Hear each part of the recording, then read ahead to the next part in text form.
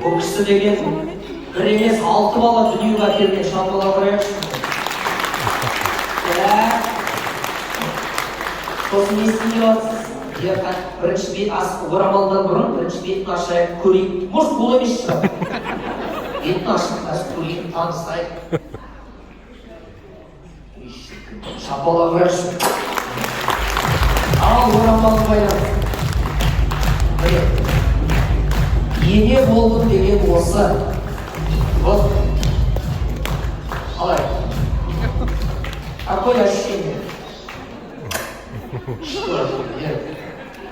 Басқа зимний орамал алып келгенсіз, да?